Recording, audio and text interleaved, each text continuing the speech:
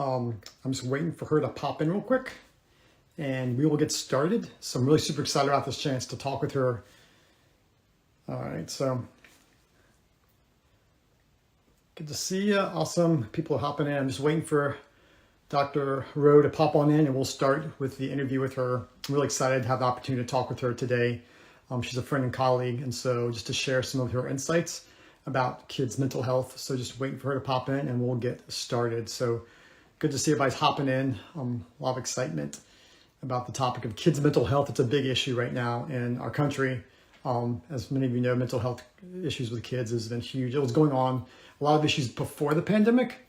And so one of the reasons I wanted to, hey, wave you, to have Dr. Rowe come on is she's been talking about this for over 20 years, which is huge to think that someone who's an expert in this, here we go, joined. As a moderator, there we go. So I think there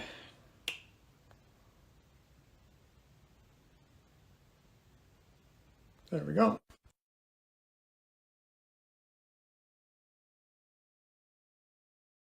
Excited for her to share her insights. Yep. Hey, how we doing? Doing well, doing well. And you're doing awesome. So I'm just kind of trying to figure this Instagram stuff out. So, and here you are. A little side note, I'm like a techie, so I love doing all that. I think when you're fearless, you don't care if you mess up in technology, right? Everyone's a little forgiving and it's always changing Instagram. So, so anyway. Okay. It is changing. That's right. It is changing. That's the reason why I've married my techie, and so when she's you're a genius, you can handle it. I have every faith in you. But anyway, I'm so grateful for this conversation, and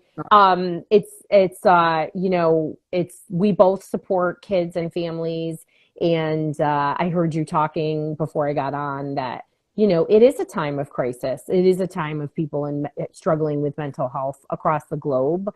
And so I love having these conversations because it brings hope to people and real strategies.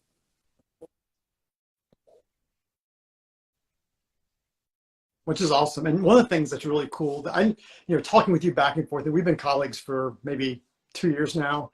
30 and friends. And it's 31, 31, Aaron. Yeah. I take good care of my skin. So this 31. Sorry. So tell us your journey, because 30 years ago, the kids had issues back then, and it's changed. So just kind of walk us through your journey as a kids expert, and how 30 years ago, in the early 90s when I started, it was just different. So people did behavioral mental health work first, and then psych meds became, the thing to do when people couldn't get better, right? And so we were much more attuned to that we need to make behavioral change in order for real change to happen. People lived a more balanced lifestyle, and, they weren't, particularly with kids, we weren't, every day, activity and, 6 hours of homework and all these other things that was going on. And we still had a lot of, working parents, but I think that at that time it would be more likely that you might have one parent working part-time. So there happened to be less stress, I think, in general in the family. And also, toxins, genetic mutations, we didn't have the same, impact, and food has changed dramatically during this time. So what has happened in this 30 years is we now do psych meds first, and everyone thinks they don't have to change their behavior, and they don't understand that it's the micro actions that actually create a lot. And I'm saying that as a point of parent empowerment. Because parents have a lot of power, and that's what my work is about. That's what this podcast is going to be okay is about, is really to give you those resources and those tools that you can take action and should take action. And just a dramatic increase, Aaron, in like autism for me, it was virtually non-existent. I definitely worked with kids in the early 90s that were on the spectrum, but it's just exponentially exploded. And during the pandemic, what does the research say? Survey research says anxiety, depression, suicidal ideation and OCD have all dramatically increased. Anxiety is now the number one mental health condition, and psych med usage has dramatically increased. So we have massive increase in psych usage, psych med usage. We have a massive increase in clinical issues. We also have a massive increase in psychiatric hospitalization, police involvement with mental health, and hospital rooms and ERs being used for a place for out of control behaviors. So we're not getting better with this increase in psych meds, and families and kids are distressed.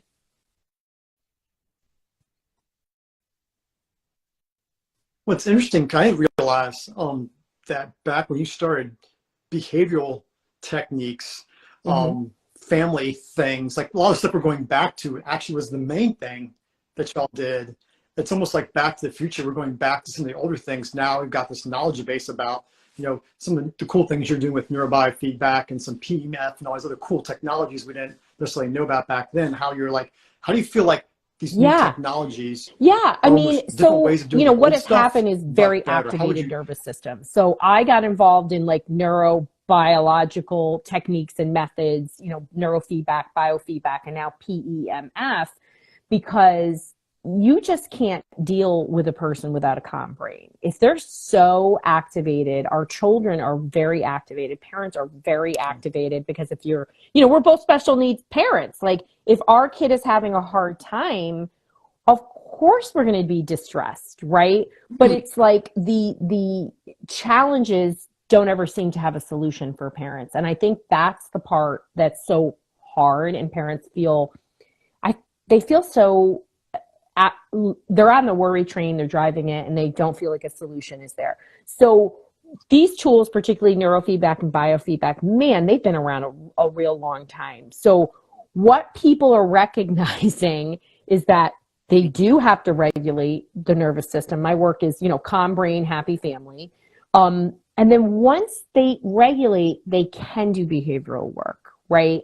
And 30 years ago, I'm not saying people weren't dysregulated, but they weren't at maximum capacity. That is what's different.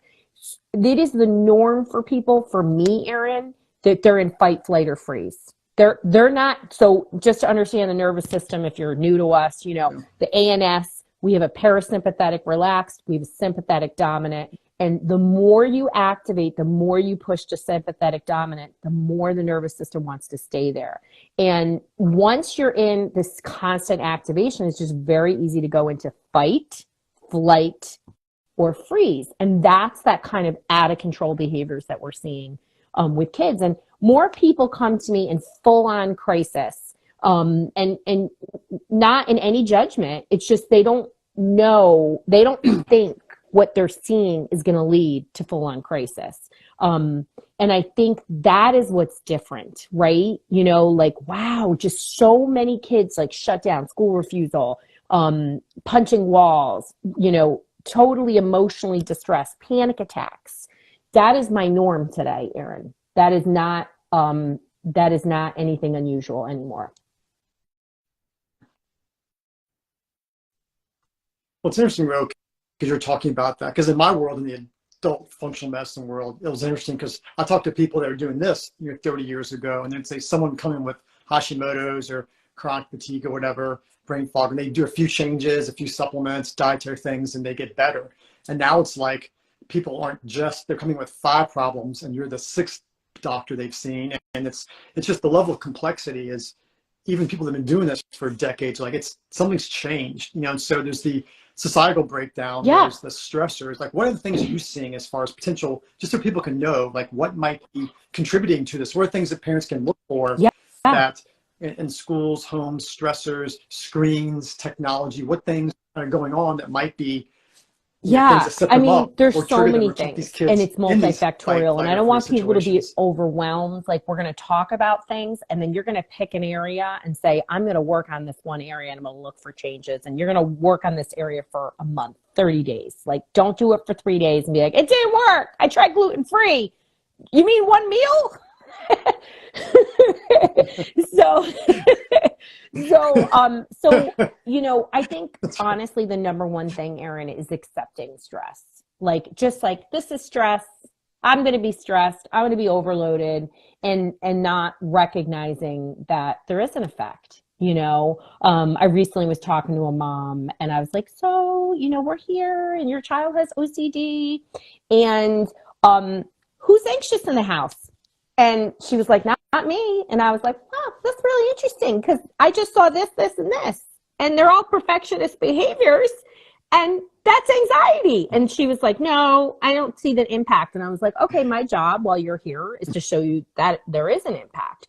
And so, it's not a blame. Somebody is coming to me, and I do, I don't just work with children. I work with the ecosystem, right? So what are the factors that are influencing it? So accepting stress, and parents don't realize that we have to share our calm. We got to keep it together when our kids are distressed. And there's a lot of magic in that, instead of being like, oh, but yes, your kid is hard, right? But what are other things? Poor diet. I mean, right? You see that every day. What you put in your mouth affects your brain. And yes, screen time. Somebody's talking about bullying. There's a lot more social pressure on kids today. And, some of it is good, like in the sense that when we have kids that are that are concerned about their academics, or concerned about other kids or the environment, they sort of put a level of, set the tone for the rest of the class. So it can be in a good way, right? So if you're dysregulated and you're with a bunch of regulated kids, they can co-regulate off those other kids too. But when kids are in environments or pressure cooker, and I see this, Erin, with kids that are just like straight A students, and they fall apart. So we have to be mindful of the environment we have on our kids. I mean, you and I are both alternative schoolers. I have one child that's homeschooled, another goes to a Montessori school. And that works for us, because we're like divergent thinkers. And my kids also say no to things. That's just not going to work in a public school, I'm just going to say. So, so what are all those pieces? Is there family stress? Is there somebody else in your family that really has a clinical issue? And please don't think it's genetics that are going to impact them. It's the way you're managing your clinical issue. That is really, really important. And, we just have to look at what are all those pieces in the ecosystem. And maybe your kid has a learning issue or an attention issue, and there's a lot of pressure around that. I mean, ADD is incredibly common. And, even if your child is just inattentive, it means that they don't get stuff done without reminders. And that causes a lot of friction in relationships. And so that's going to break down the parent relationship and in there. So I'm sure I'm leaving out a million things, and infections and toxins, genetic mutations, these are all factors that are impacting kids' mental health. But ultimately, what are we teaching kids? How are they managing stress? And what coping skills do they have? That is really critical in their defining not just their immediate mental health, but their future mental health.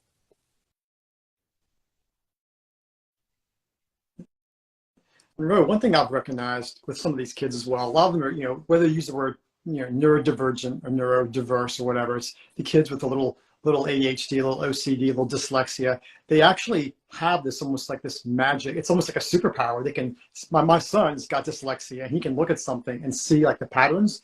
But he actually beat me at chess for the first time at 12, a month ago. It's like, for these kids who like think a little different and learn a little different. Totally. 20 years ago, there was a lot more give, a lot more grace, so to speak, with their different styles. And it seems like now our educational system has become so regimented that these kids who need just a little leeway, another year to develop their math skills, or 2 years, we don't really have that. And they get labeled as having learning issues, learning deficits, when it's just literally these kids are going to, 1/3 of all entrepreneurs have dyslexia. I'm like, these kids could be the future, brilliant, Elon Musk types that are creating, spaceships to the moon and stuff. And like, how do you see, and I look at the parents and say, hey, mom and dad's a scientist, mom's smart. You kind of see this is going in the families, but at the same time, some of the issues, anxiety, OCD components are being magnified. Like, how do you talk with parents in that ecosystem you mentioned, where the parents Yeah. have these traits, but they're more Well, magnified in their kids. How it's do you okay. So work first of all, through we that with both the have parents and help 12-year-old them kind of, dyslexics who are maybe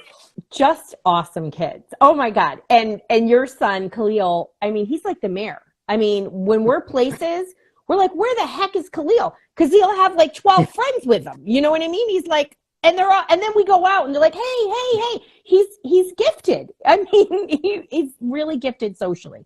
And so for both of us, we recognize the specialness of our kids, and we are in a place where we could provide an alternative. And many in my years in homeschooling, back in the day when I was very, very active, when you have a teenager, it's different. They are much more independent. There are a lot of people that made sacrifices and chose to homeschool their kids. And a lot of my friends were former teachers, which was pretty cool. But what do you do? So first of all, we have to get off this pressure wheel that if your kid isn't following along with the pack in the exact way that they're gonna be, if you don't do it, they're never gonna make it in life. They're gonna be living in the basement. And you're right. So about 1/3 of entrepreneurs have dyslexia, and the number one common characteristic of millionaires is dyslexia. It's a divergent mind. How about cool? Yes. Most common number one characteristic is characteristic millionaires. of And, millionaires back in the day is when I would work in my shishi poo poo schools, I like to call them. So they bring me in as a consultant. And I literally learned that I would come in and be like, listen, I'm not going to work with you in your school if you don't bring in a dyslexic reading program. And it was because it was filled with dyslexic in these very expensive schools because their brain is just so creative. And when we don't try to put our kids in a box. So first of all, what I try to do is say, okay, maybe your kid does have to be in a public school, but I'm going to tell you the emotionally secure child that I have would not be the human being he is in his case if I put him in a public school, because he couldn't even identify letters until he was 7, and we were doing 2 years of dyslexia reading instruction, zero pressure. So that is not always allowed. Now, you have a right to an individualized education, so get yourself a great advocate and put a program into place. There's a lot of problems with identifying children early. This just isn't about dyslexia. To me, dyslexia is a piece of cake to identify. They make it like it's so hard to see. It's ridiculous. But it's like I could work with a 4.5-year-old and tell you. I mean, I knew my John Carlo was dyslexic at like 2.5. I was like, this kid's so smart and he can't even get his color straight. We got ourselves a problem here, But I think getting help early, really tapping into their gifts is huge. If you don't get your kid to feel confident, regardless of what the problem is, that's where the problem is going to happen, because it doesn't matter if your kid's a straight A student. If they don't love themselves and they don't have self-confidence, there's going to be a problem. They're going to be high risk for substance abuse, lousy relationships, failures. This is just what happens. So that disability doesn't have to be the thing that blocks them. It's their attitude towards it and the resources that they have, and really having lots of open conversations about, okay, so this is hard for you, but this isn't. Like, why isn't it? And just being super open. I know both of us, we're like, you're dyslexic, so and we really try to get them to do different things to really, really do that. Now, I'm going to say my John Carlo, because I identified it so early, he's fully remediated. He's above grade level in his reading. He'll never be a good speller. I hate to be negative, but hello. And he uses voice dictation, and his teacher, did this big presentation on suspension bridges, and she was like, did you help him do this? And I was like, he used voice dictation. This is now, you don't need to be a good speller anymore. So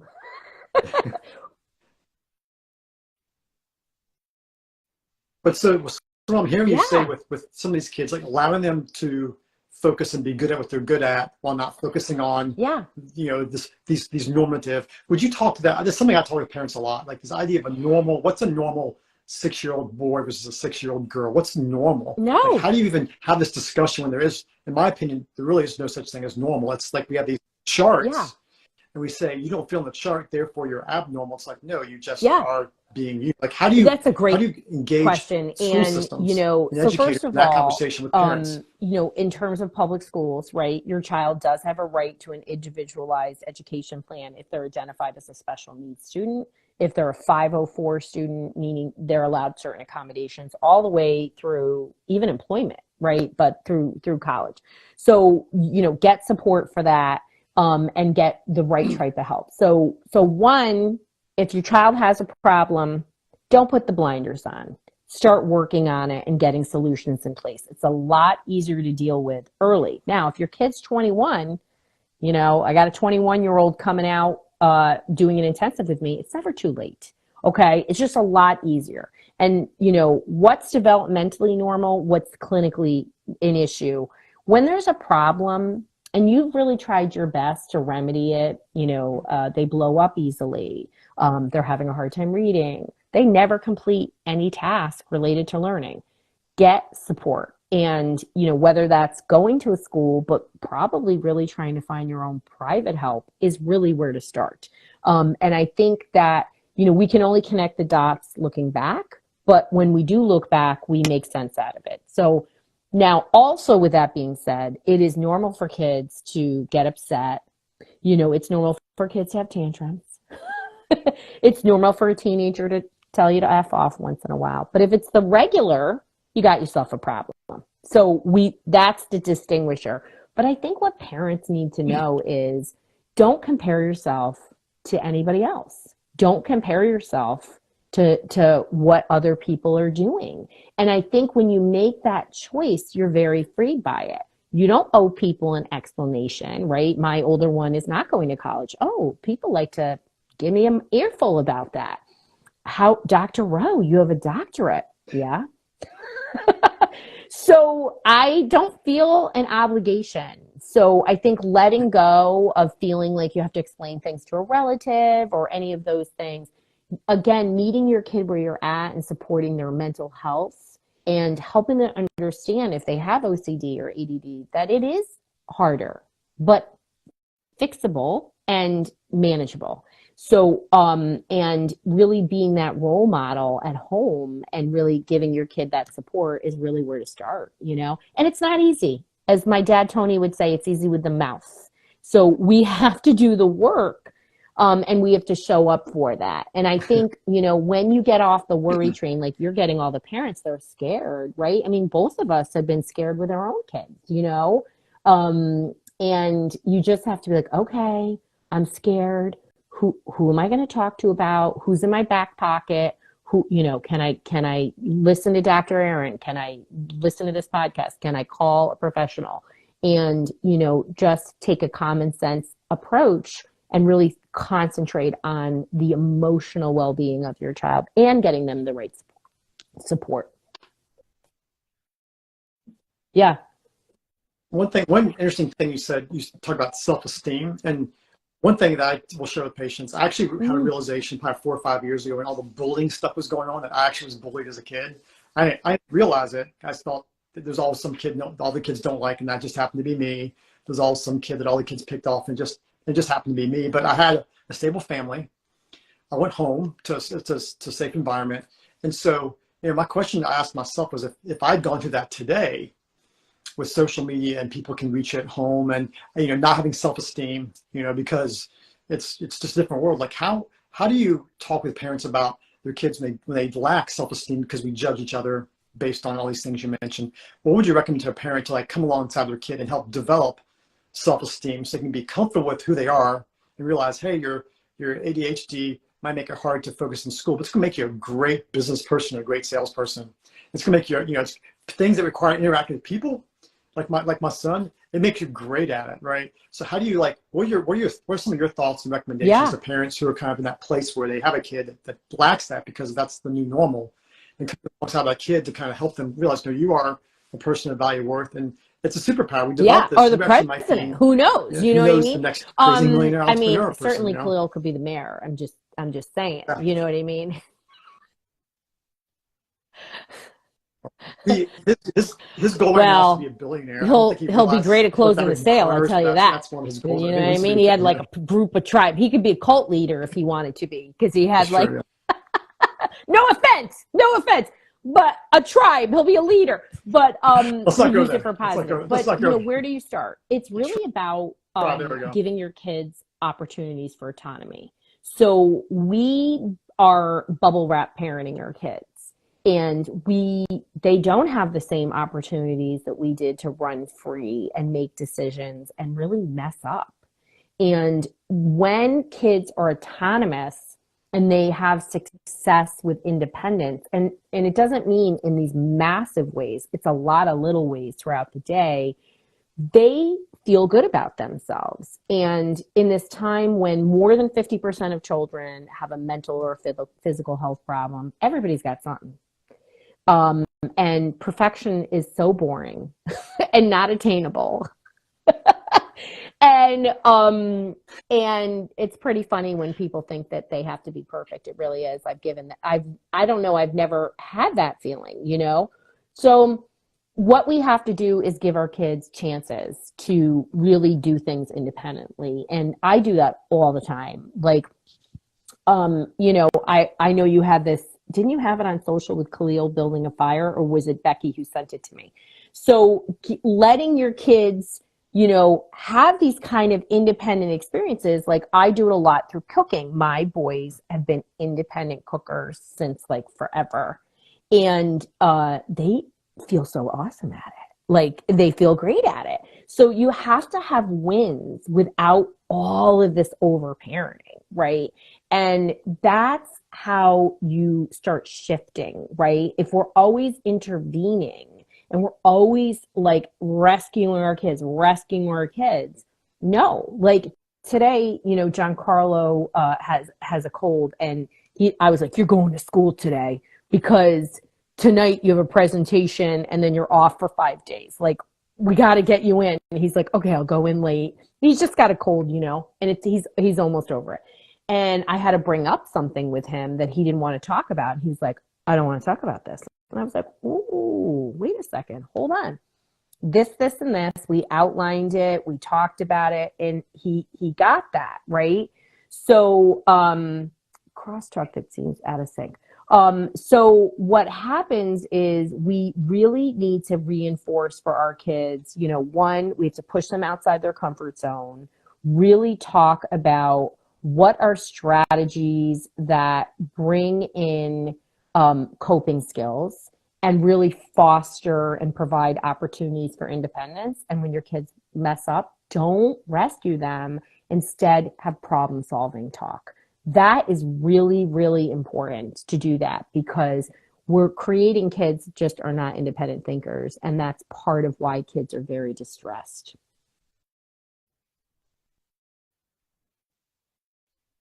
Well, I remember reading this interesting study out of California probably 10 years ago, and I was talking about kids in inner city, like the most high risk of the high risk goes to California.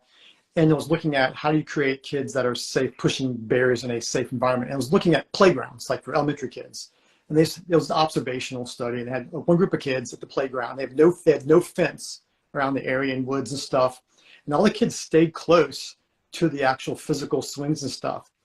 But as soon as they put a fence, all of a sudden, all the kids are going to the fence and wanting to go over the fence and have to be regulated. But it's almost like having these really clear guidelines, barriers, not this amorphous, like, do what you want to do, be who you want to be, but actually having these borders actually fostered more discovery, self-discovery, pushing the boundaries a little more, and feeling confident about stuff. And when I read about a lot of people from times past when they're, 12 years old, literally 12-year-old kids were doing, what we consider man type jobs these days, how do we get our kids to develop that kind of confidence in a world that really says you Yeah. should be a kid till you're 25 or 30? Because what I'm saying, like, how do we develop that Yeah. integrity, that Yeah. I mean, internal first of integrity that's all, it has to self-guided, occur not outside the academic externally world. I mean, directed? we only reinforce behaviors relative to academics. And that's not to say academics aren't important.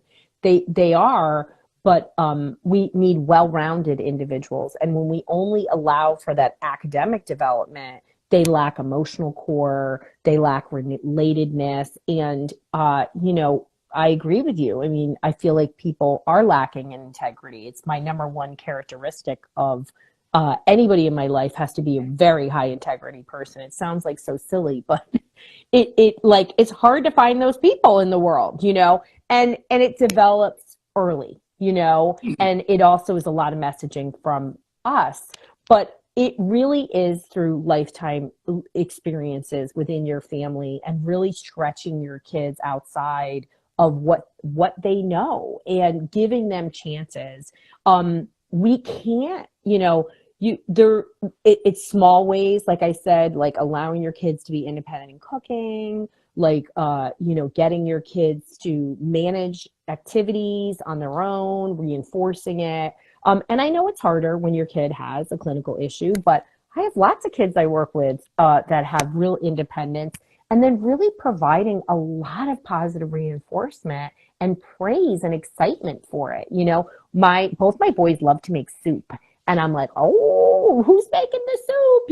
And they light up, they feel good about it. They get a little snarky competitive with, oh, my soup is better than yours. I'm like, oh, those are some fighting words, but I think there's so many ways getting your kids to volunteer,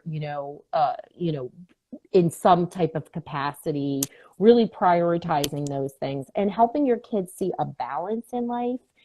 So many kids I work with are overscheduled, and that's not okay. I mean, what are we teaching our kids? We're teaching our kids that it's perfectly normal to be in overdrive. So that is not sustainable. That is a fallacy we've sort of created and have gotten into some of these stress points. But, I think parents get themselves pretty trapped, and I get it, but you can pull out.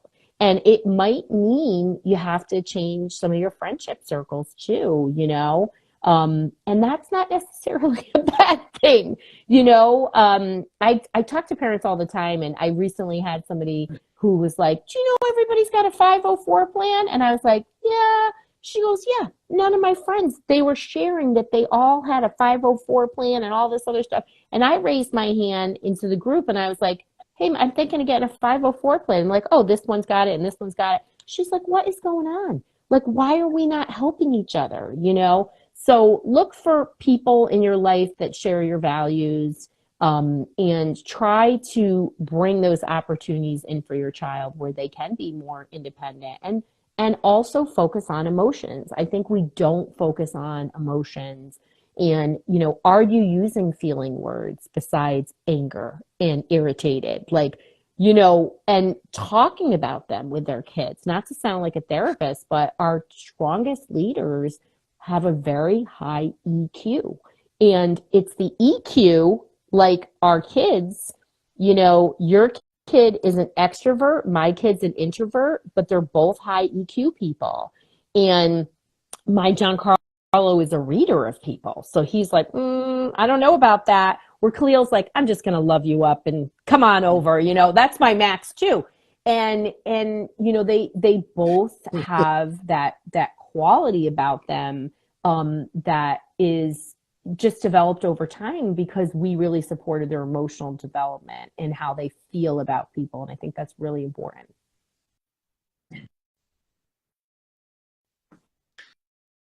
Now, Yeah. one of the resources you're making available, and you're bringing a lot of experts together, is actually She's your podcast. like my super my fan, wife Becky has Becky. been binge listening to for the last couple of weeks. She is your super fan, yes. One of your thousands. But I think the cool thing about it, it's literally you're getting your expertise as you talk with people, and you're making it accessible. So could you talk about some of the topics you talked about so far, and what, because you obviously have a clinic, you have a clinic brick and mortar. So, I mean, I work with people one-on-one, not just a TV personality, right? Person, and also we have our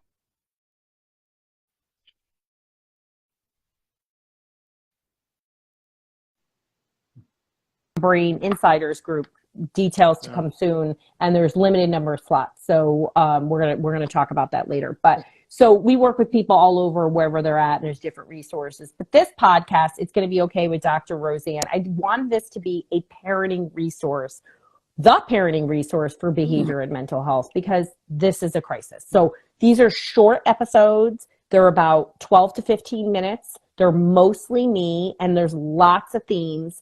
And then there are parent episodes. So some of them are just parents and some are parent experts, but everybody has used the solution that they're talking about in that episode, and we're breaking it down. So it's about actionable tools and tips. And we've lots of themed episodes. So I just did a whole bunch of episodes on neurofeedback. You can sit down and listen to them all in less than an hour, right? And then we have OCD coming up. We have ADD and executive functioning. So I am pulling what everybody has asked me, and I'm starting with those. But when people are in my Natural Parenting Solutions Facebook group, we're actually asking them what they want. And I'm creating episodes based on, when you have a struggling kid, what do you need? What are the tools? And that's what even our ComBrain Insiders group is really going to be about. It's a more direct way to get a hold of me. But this podcast is, everybody needs a lifeline. And not everybody can afford to work with me one-on-one. And also sometimes people, they just need to hear and learn and understand before they jump in. And I get that. So I wanted to give people that ability.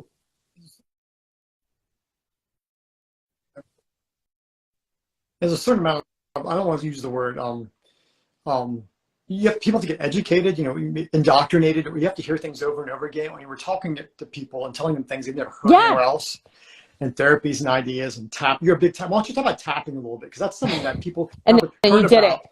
And when I first heard about it, I'm like, this is the most ridiculous thing ever. Yeah. It's so dumb. And then it's literally like, oh my gosh, this is amazing. Like, this is what we did with our kids, and we had no idea that was calming them down. We had no idea. And these things that you have to hear it 25,000 times.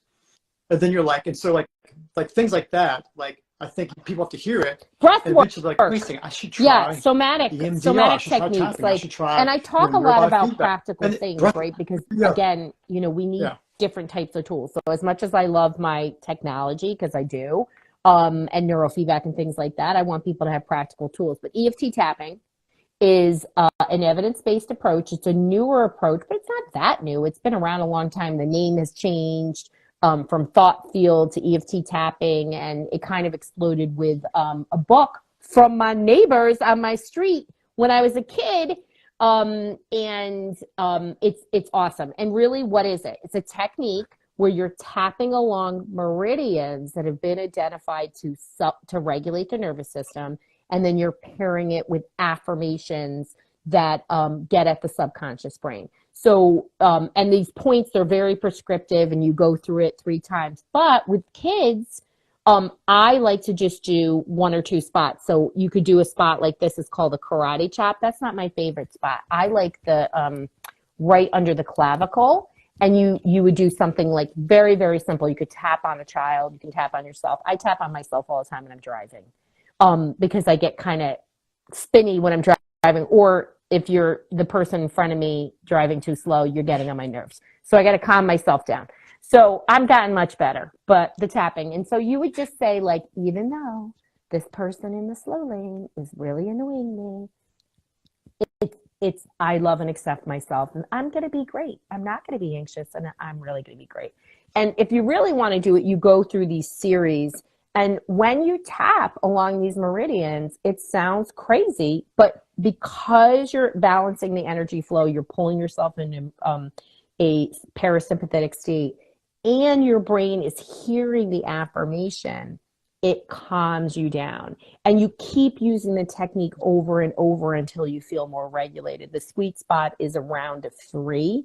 And I have lots of blogs on this on my website. You can go to drroseanne.com/my blog. And then just pull in the search bar, you'll see EFT. But it is a tool, right?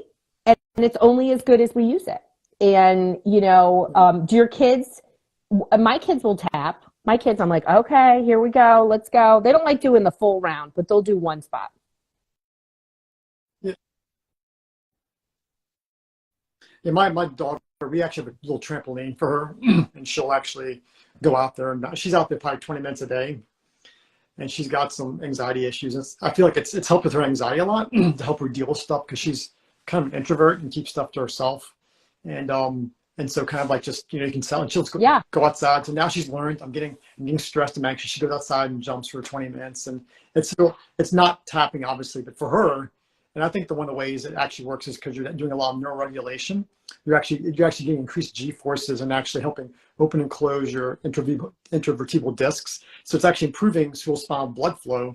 There's a lot of interesting data on increased pressure in your brain actually And I'm going causing to tell you mid-brain something, structure issues Dr. and Aaron. leading to That is anxiety. the running So that's the theory. reason I They think it don't know helps her. why EMDR works. And the running theory is that it does increase blood flow. So wouldn't it be the same for EFT tapping, right? Makes a whole lot of sense, right? We need to do like pre and post cues and MRIs on that. That's what we need to do, Doctor, in our free time. Um, but I also want to say something about, just because I know your kids That's right. so well, that your daughter who's anxious, she's an empath and she is very connected to other people and she picks up on how other people feel. Mm-hmm. Mm-hmm. That's Yeah. news to me, which Oh, makes I sense. I'm watch learning her. something today. I mean, we go Audience, on I just vacation together, feel like kids. she's but she So does. we're going to the Dominican Republic Oh, soon. So I can't wait, Becky, when you're there. But I watch her. She is very sensitive to other people's, she's worried for other people. She feels other people's pain. I could see it in her body language. I mean, this is what I yeah. do. So she, as she gets older, having conversations, right? One, she doesn't have to rescue people, but it's also okay to be a sensitive, but you have to protect your energy too, right? A lot of my anxious kids are empaths. So Giancarlo's an Yeah. empath, but he's a blocker, right? He's got my mother Philomena. He knows how to block energy. So it's a skill that you have to learn how to develop over time. Um, That is that is so interesting well, because I it's a diagnose cobbler, empaths in my my clinic friend. You know what I all the mean? time, and I miss my own daughter. And it's a, but it's the funny thing about empaths in adults is that I see people with mold and Lyme and long COVID and a bunch of different Yes, things. It's interesting how yes. people that are empaths will actually pull other people's energy into them, and all of a sudden, all that sympathetic overdrive you're talking about, it pushes them over. But a lot of my adults that are empaths actually can read the room. They can tell when people are lying to them. Hmm. Um, one of them actually is a lawyer, and literally, like I know when the people are lying on stage, and they when someone's lying, they don't ever stop. It's like almost a superpower. They can read people's emotions, Yes, but if they're not protective of it, you can almost pull all people's bad energy. And so it's this kind of crazy that's thing right. where a lot of patients that are empaths, they really have to do mind body stuff, do meditative Yeah. practices. What Um, I tell you, so I that's mean, really cool. we'll You have a diagnosed my daughter. conversation, You but should have told me. You should have told me so I'm sooner. an empath, but I'm like Giancarlo. First of all, I've learned how to protect my energy, and my mother was very much a guide. She really taught me not to be a people pleaser. And there's also empaths where it sticks, and they tend to over empathize and they want to help in a different way. Where I'm a helper, of course, but I am also the person who can put my oxygen mask on before I go and do that with my kid. Like I get that. And so she's a doll. She's such a sweetheart. Like she's the kind of person that, wants to help you at her own expense.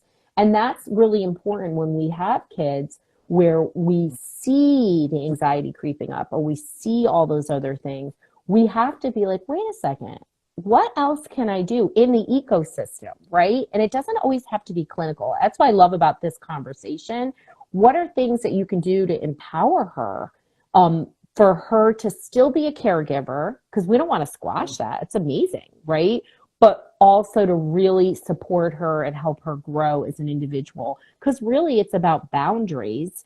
And some people are good at boundaries, and a lot of women are not. And that isn't a message you're sending her at all. It's the collective world that sends this message that women have to, not to sound like a feminist, but I am, that we have to be a caregiver at our own expense. And so, that can really, those conversations can be so positively impactful.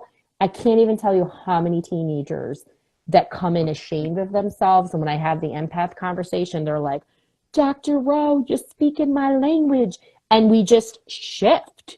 Like, and they're always these very stuck individuals because they're like, I tried this and it wasn't working. And I was like, wait a second, let's talk about your empath qualities. And not everybody is, but I do think it's a part of, when people take on, they're Yeah. anxious and they take on other people's anxiety or sadness. These are little techniques that can create huge positive shifts within an individual. Cool. Well, I'm excited about your new podcast. It's going to be okay with Dr. Rowe. And that's the reason I want to bring you on so people can Yeah, learn some of the things you talk about. Um, so why don't you tell us, if people yeah, want to know more about you or know about your podcast, why don't you yes. share real So quick, thank you for like how supporting people me can and your work. And, actually learn I'm from such one a of the fan of your masters? work. And this is about getting to people who really do need that parenting lifeline. And you can just go to drroseanne.com/podcast or search It's Gonna Be Okay with an exclamation point, and you can binge listen. There's already 20 episodes up. And we are almost at 30,000 downloads. It is mind blowing. People are excited. It's well received and they're sharing it. So, and we have a cool contest. You can go to drroseanne.com/contest.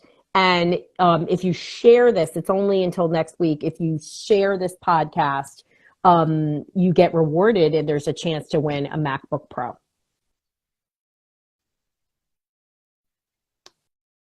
Cool. Well, I think this also speaks It's to me. needed. If you've had that many downloads in Yeah, such a it's short cool. time, Well, thanks, it's my needed. friend. This is needed. So yeah, so Thanks for cool. this Well, thanks. conversation, and I Yeah. appreciate you and your family and your work so much. And we're both special needs parents, and wherever you are in your journey is exactly where you need to be. You just need to take action. Bye. Cool. Well, we'll talk with you soon and take care. Bye. Thanks for coming. And we'll be pushing this on Bye. YouTube and out there. So if people didn't catch it live, they can watch it later. Bye. All right. So.